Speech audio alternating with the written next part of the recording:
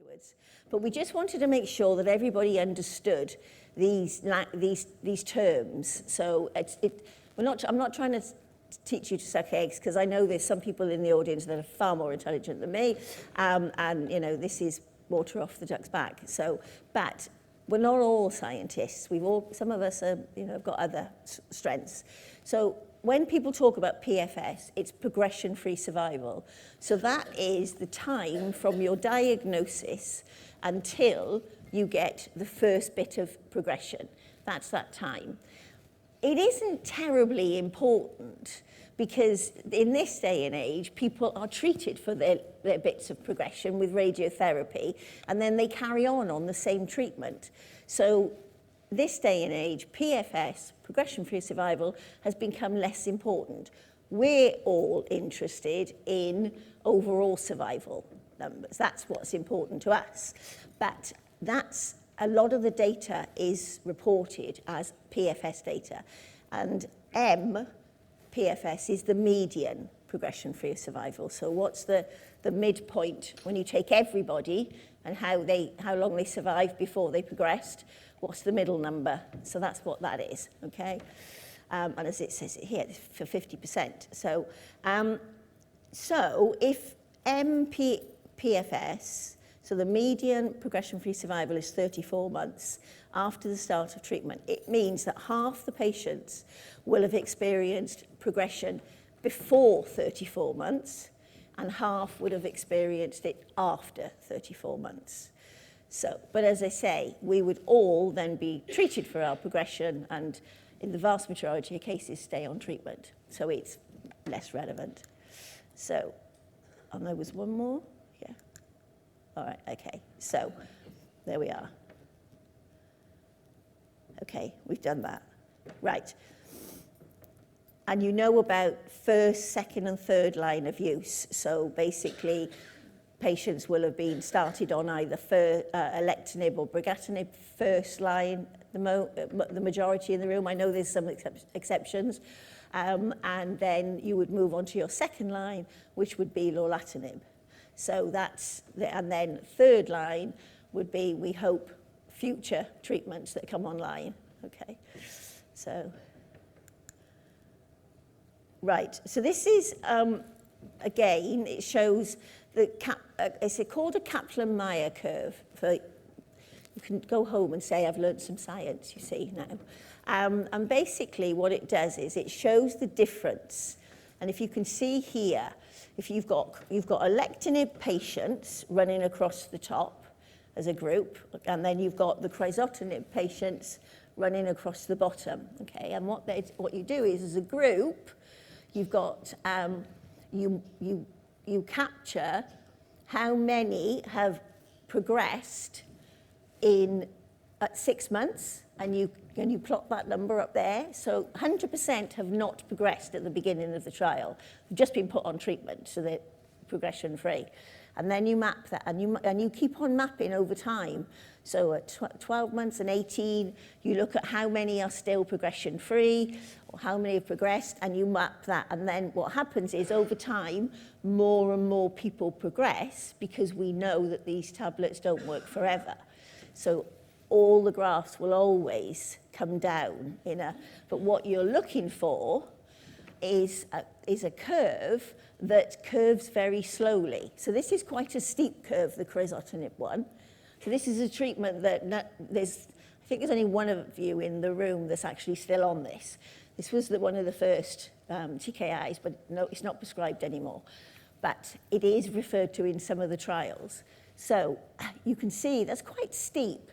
So you can see here that progression-free survival for crizotinib was just under 12 months. It was actually 9 months, because you can see here, that's where half the group are progressed. I hope that makes sense, or I'm making sense for you. But you can see here, when you look at alectinib, which is why people stopped prescribing crizotinib when they saw this data, when you look at alectinib's curve, it takes till 35 months before 50% have had progression. And that's only progression. So there was a wholesale switch of first-line treatment used by clinicians when alectinib was launched.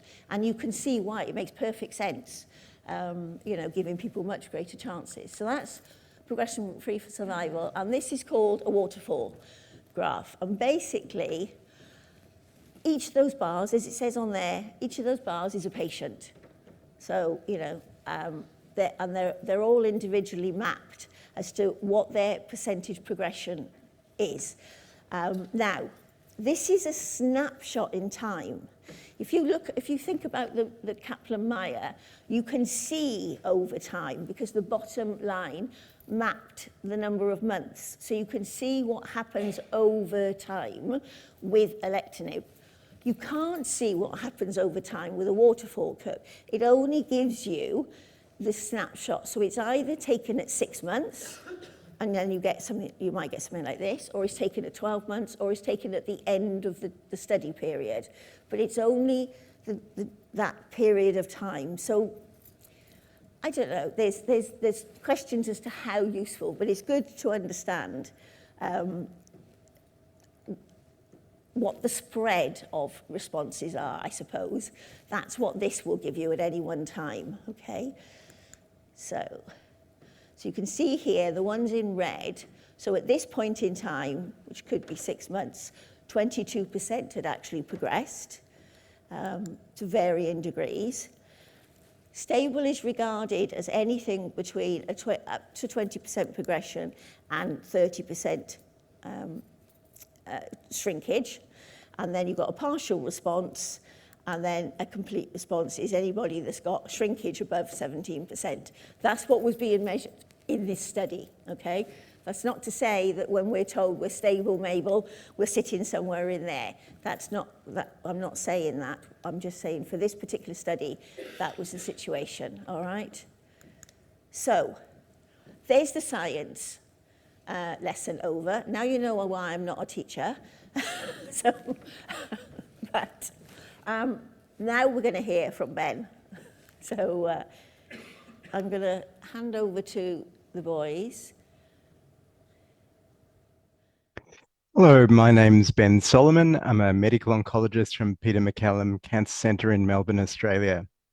I'd like to thank Deborah and the organisers of this conference and ALK Positive UK for the privilege of being able to speak at your meeting. I'm very sorry I can't be there in person. I believe I'll be on a plane to Singapore whilst you're viewing this presentation. So I've had to record it and send it in, and hopefully you'll be able to find it useful. So let me share my screen. So I'll be talking to provide a brief history of ALK TKIs, and also to perhaps give a glimpse of what the future holds in this area. So let's begin with a little bit of history. It was only in 2007 that we really identified that a subset of lung cancers harbored this rearrangement on chromosome 2, which resulted in a fusion of a gene called EML4 with a gene called ALK. And this was described in a lab in Japan headed by Professor Hiroyuki Mano. And they looked in a subset of patients who were never smokers with lung cancer and identified this fusion, and showed in the lab that the presence of this fusion was sufficient to make cells in the lab cancerous. And this really opened up the field. We've learned a lot since then. We've learned that EML4 ALK and other fusion variants involving ALK are present in about 3 to 5% of non-small cell lung cancers. They tend to be typically in adenocarcinoma histology, and tend to be found in younger and never smokers. Younger patients with a median age of about 50 and never smokers, but it's important to note that ALK rearranged lung cancer can occur across different demographics, and this is a message for doctors to test all newly diagnosed patients with non-squamous histology for ALK rearrangements. And importantly, also, they tend to have a propensity for brain metastases. And we also learned quite early on that at least prior to the era of ALK tyrosine kinases, the outcomes for patients with ALK gene rearrangements were really not that different from patients without ALK gene rearrangements. This is a retrospective cohort study looking at patients with EGFR mutations, patients with ALK rearrangements prior to crizotinib or other ALK tyrosine kinase inhibitors, showing that the median survival in this cohort was under 2 years. I think really ALK tyrosine kinase inhibitors and the identification of these drugs that can effectively target ALK really has transformed outcomes for patients with ALK rearranged lung cancer. So the first of these drugs, the first-in-class drug, was a drug called crizotinib. It was initially known as PF02341066 when we began the phase 1 study with this compound. In fact, it was the very first phase 1 trial that I was involved as a consultant oncologist.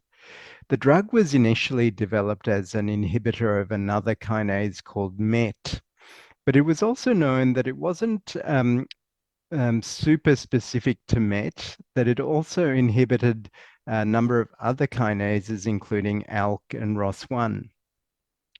The trial with crizotinib opened at Peter Mac in 2007, the same year ALK gene rearrangements were identified. And following in lung cancer, and following this identification, there was a real pivot within the trial to the credit of the people running the trial from MET to ALK. And the initial results were really unlike anything we'd seen before in the field, with the exception of EGFR mutations. And what we saw was that most patients treated with crizotinib who had ALK rearranged lung cancer had reductions in tumor size, many with dramatic responses. And in this phase 1 study, the objective response rate, which is somewhat arbitrary measure, but a reduction in tumor size of more than 30%, was 61%. And as I mentioned before, some of the responses were very dramatic, as you can see in the PET scan shown here. A subsequent phase 2 study was done, which really showed exactly the same thing in terms of response rates. And on this basis, the crizotinib was granted accelerated approval by the FDA for treatment of ALK rearranged lung cancer on the basis of just over 200 patients treated with crizotinib. And I think this is really a model of how quick drug approval should be.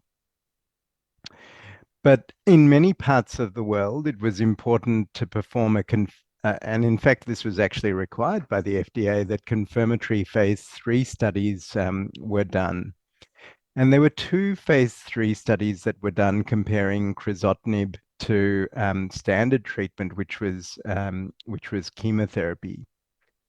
This study, Profile 1014, is a study in newly diagnosed patients. These patients would previously have been treated with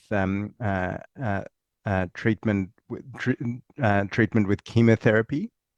And so that was the control arm of the study. And patients were randomized to treatment with either crizotinib or to chemotherapy. Patients randomized to chemotherapy were allowed to cross over to crizotinib if their tumors grew on the chemotherapy. The primary endpoint of the study was progression-free survival. And the study was positive for its primary endpoint. Crizotinib improved progression-free survival compared to crizotinib. And these were important results because they form the basis of approval and also reimbursement of crizotinib regardless of line of therapy. And I think what's also important to note was that the progression-free survival with crizotinib was hugely improved compared to chemotherapy, but the median progression-free survival with crizotinib was in the order of 10 months. We were able to later look at survival in patients treated on this study. And what we were able to see here was that crizotinib was really able to modify the natural history of this disease. In patients treated with crizotinib, the median overall survival had not been reached after 4 years. And this contrasts with what we knew about the natural history of the disease in the era prior to TKIs. There was crossover in this study, meaning patients on the chemotherapy arm were able to get crizotinib, and that explains why the differences between the two arms didn't meet statistical significance. But I think this provides strong data that crizotinib and indeed other ALK inhibitors change the natural history of the disease and improve survival. But we've seen significant progress since crizotinib, which was our first-in-class and first-generation inhibitor. We've seen the advent of second-generation inhibitors, ceritinib, alectinib, brigatinib, another compound called ensatinib, and indeed there are a few other Chinese ALK inhibitors, second-generation ALK inhibitors that are in development, and also a third-generation inhibitor, lorlatinib. And what these newer compounds or newer generation compounds have in common is that they are more potent against ALK. They cover mutations which cause resistance to crizotinib, and they are better at getting into the brain. And this is important because, as I mentioned, brain metastases are an important problem in ALK positive lung cancer.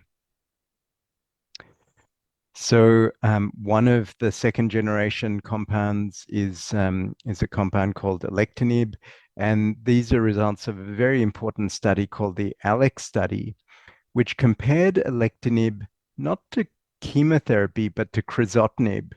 And what this showed was markedly improved outcomes with alectinib compared to chemotherapy, with improved progression-free survival compared to crizotinib. At the time of the initial analysis, the median progression-free survival had not been reached.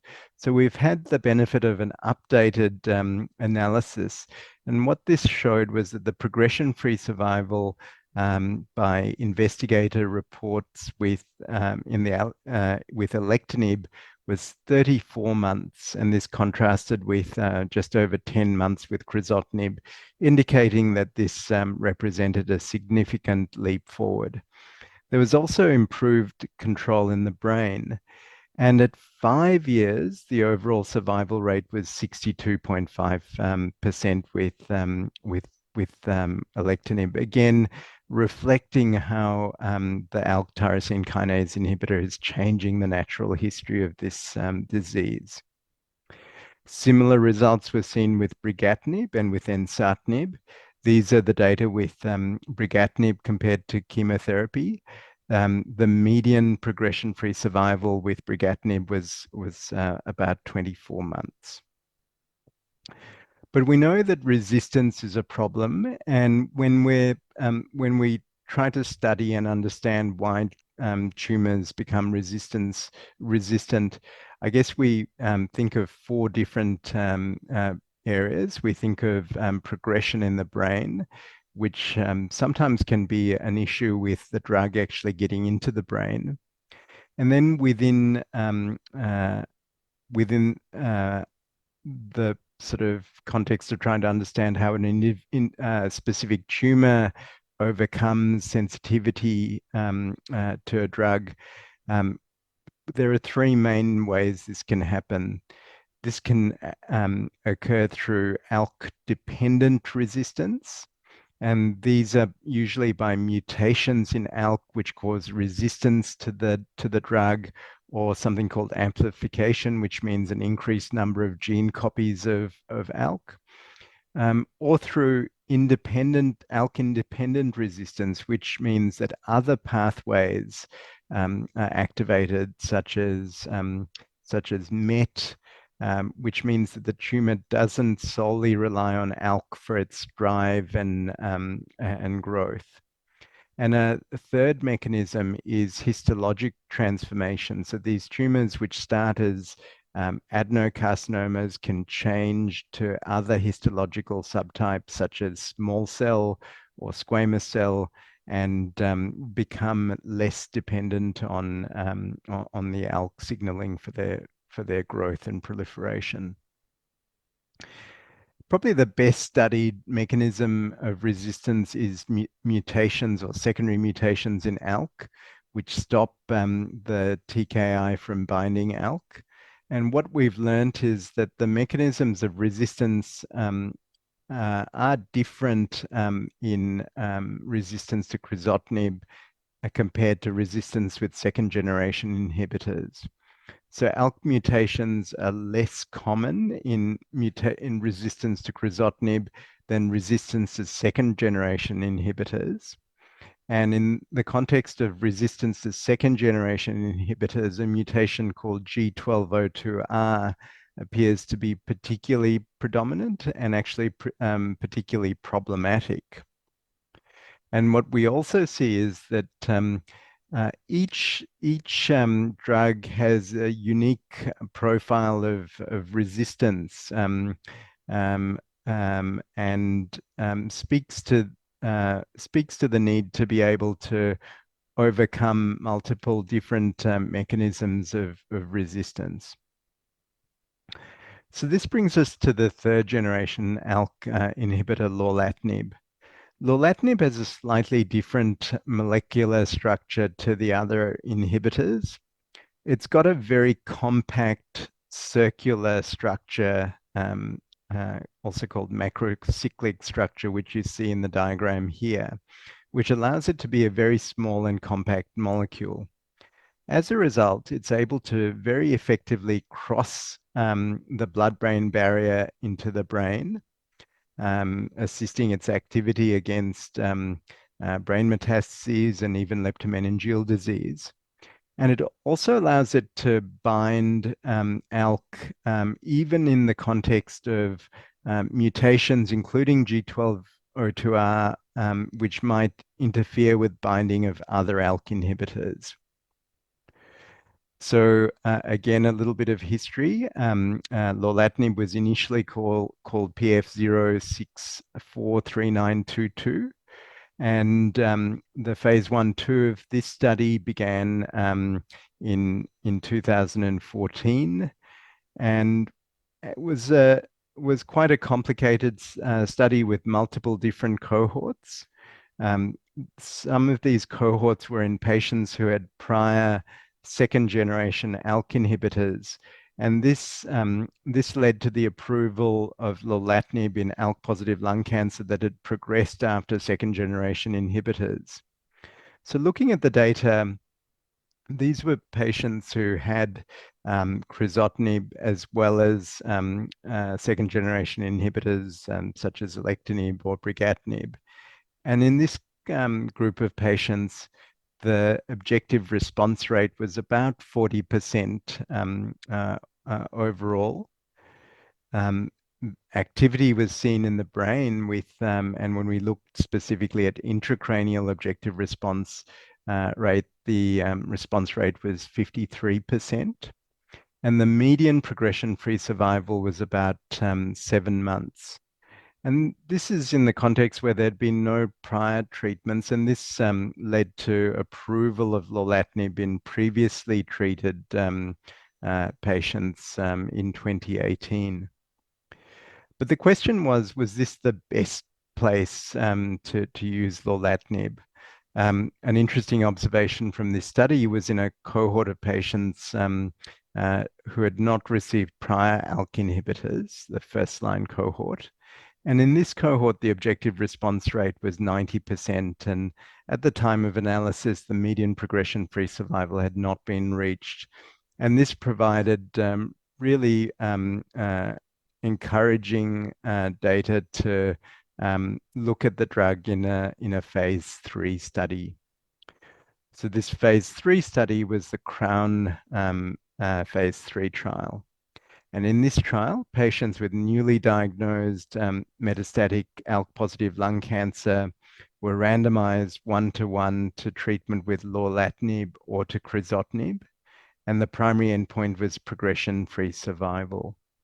I think an important question was why crizotinib was the control arm of this study. The reason for that was when the study was designed and initiated, the ALEX trial had not reported. So at the time of the study initiation, crizotinib remained the standard of care. And the study was positive. It was strongly positive, as you can see from the wide separation of the curves. The hazard ratio was 0.28. The smaller the number in terms of hazard ratio, the bigger the difference between the curves. Crizotinib did as expected with a median progression-free survival of 9.3 months. But the median progression-free survival had not been reached with lorlatinib. Response rates were higher too. And this initial result was after 18 months of follow-up.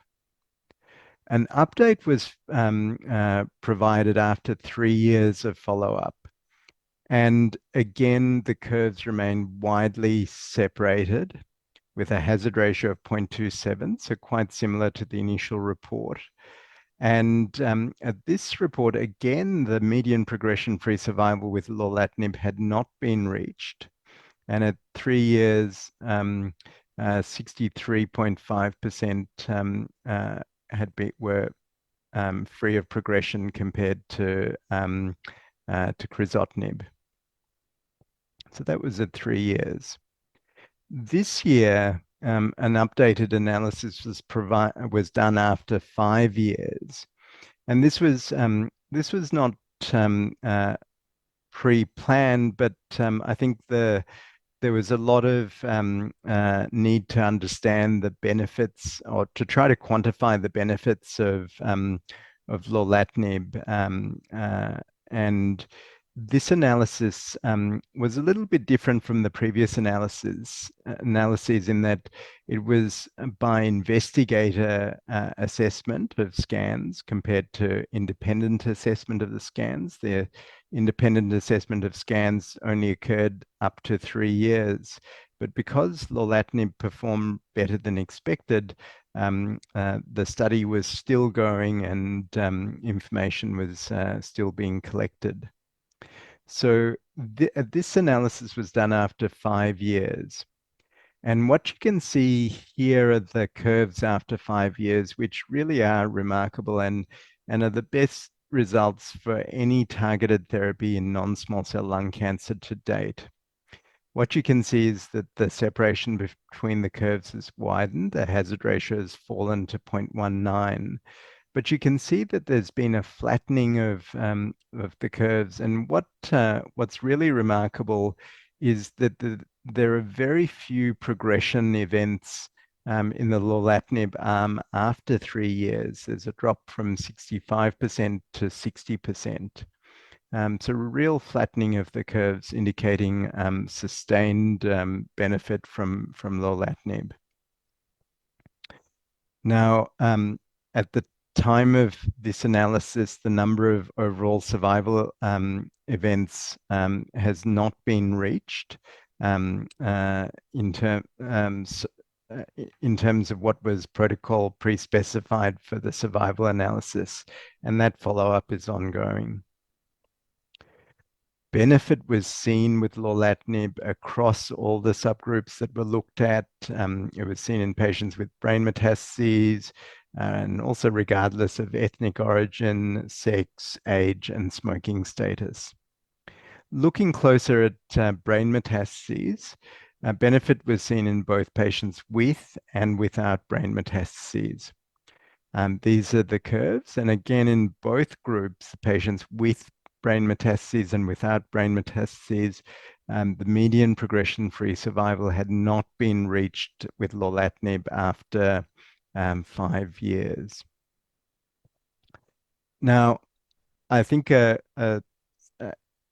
strength of the Crown study was that, and real credit to patients that participated or are still participating in the Crown study, was that the protocol required patients to have MRI scans at every disease assessment.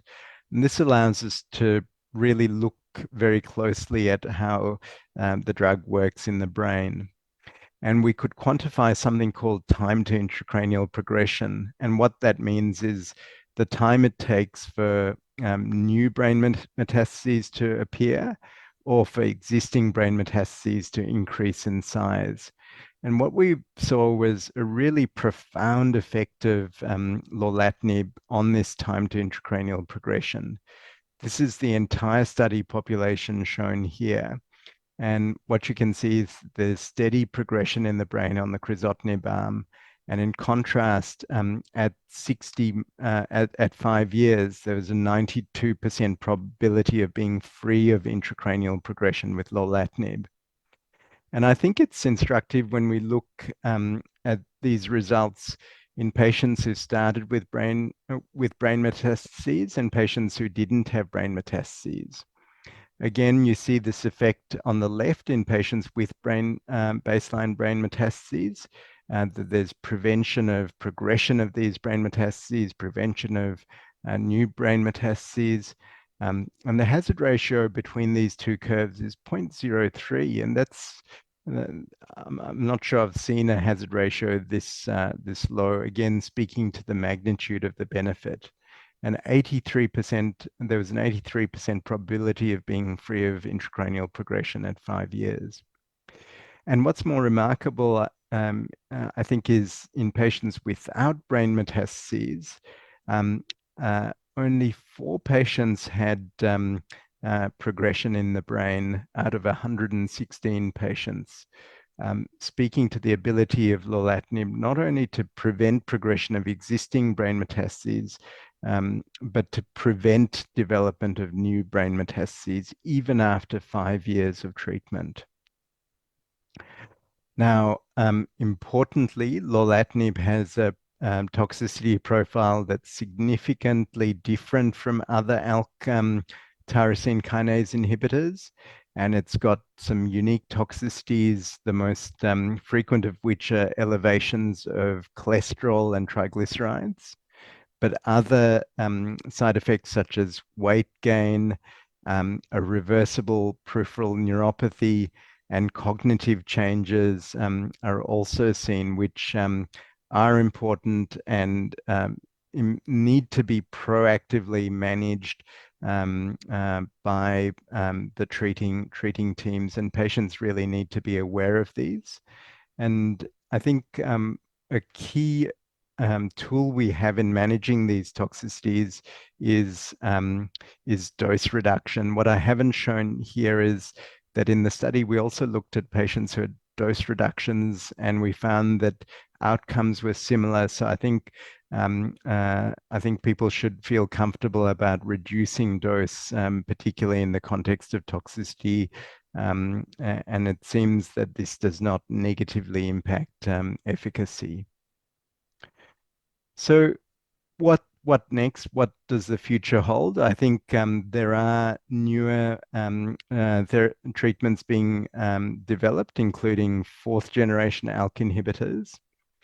I think we're seeing a move towards targeting earlier stage disease, But I think ultimately we should be striving for cure. And I think CML, which is or chronic myeloid leukemia, which is a blood cancer, which is also driven by a different fusion, a fusion in uh, yeah, a gene called BCR-ABL, provides an example of where we can hopefully head to with ALK rearranged lung cancer. So firstly, the newer therapies. So this compound NVL-655, which I believe you will be having a session about at your meeting, is one of these newer generation ALK inhibitors. It's very potent against ALK, similarly so to lorlatinib, but it does have activity against compound mutations, which can cause resistance to lorlatinib. It's got very similar penetration in the brain to lorlatinib, and it also spares um, it also doesn't inhibit a kinase called TRAC, which does seem to be responsible for some of the toxicities that we see with drugs such as entrectinib and repotrectinib and lorlatinib. Um, and this may provide an advantage in terms of its toxicity profile. We heard some initial data presented at ESMO this year with lorlatinib, and there's encouraging response rates in the order of 30 to 40% in patients who've had prior treatment, including lorlatinib, and a response rate of around just over 50% in patients who are lorlatinib naive. But I think these are very early data with this compound, and we await updates from this study. It also seems to have activity in patients with brain metastases, particularly in patients who haven't had prior lorlatinib. So again, speaks to the ability of this drug to penetrate the brain, which I think is very important. The trial is ongoing, and there are a number of eligible cohorts in terms of number of lines of prior therapy, and I think it'll be very important to see updates of this study. And I think another area which is really important is moving to earlier stage disease. And we've seen this being done with other oncogene-driven cancers, in particular EGFR mutation positive lung cancer, where in addition to benefits of TKIs in patients with advanced disease, we've seen benefits in patients with resected resected EGFR mutant disease, but also patients with locally advanced disease. So the ALINA phase 3 trial was in patients who had surgery for early stage ALK positive lung cancer. And these patients were randomized to either treatment with alectinib for 2 years or to treatment with platinum-based chemotherapy for 4 cycles. And the primary endpoint was something called disease-free survival. And the study was strongly positive in favor of alectinib compared to chemotherapy, with better outcomes seen with alectinib compared to chemotherapy, with a hazard ratio of 0.24.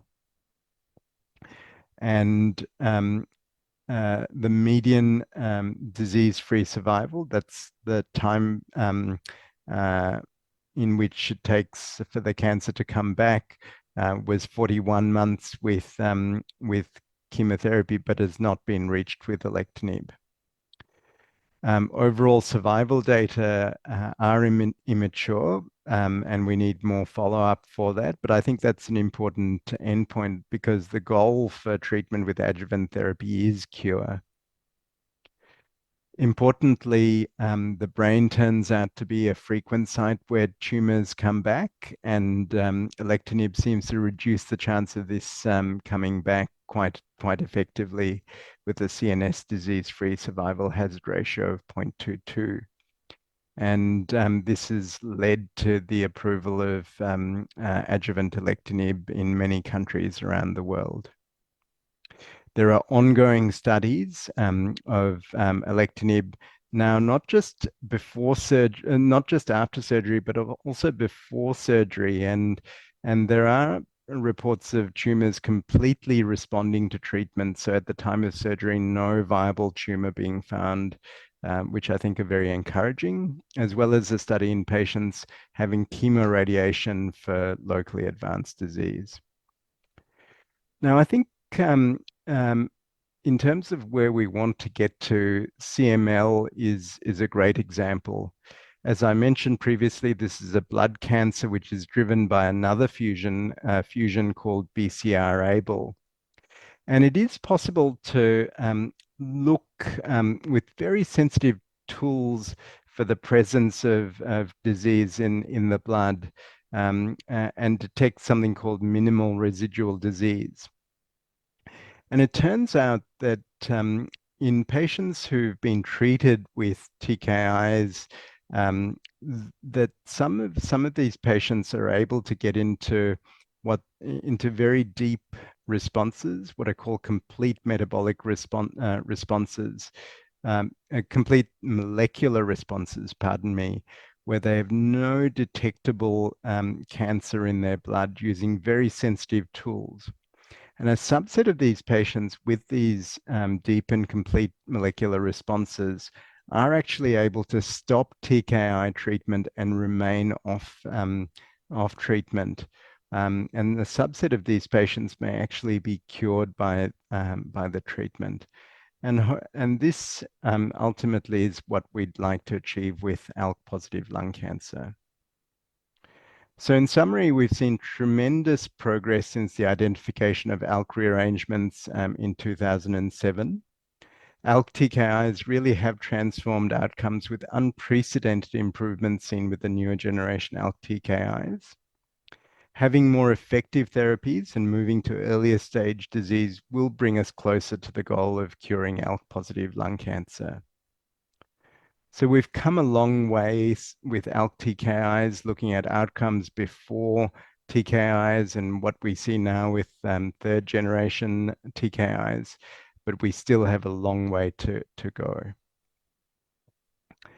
And really, I'd like to pass on my thanks to patients that, like many of you with ALK positive lung cancer, their families, and also particularly to our trials team at Peter Mac, several of whom are shown here, who've really played a very central role in the trials of ALK TKIs that have led to this progress.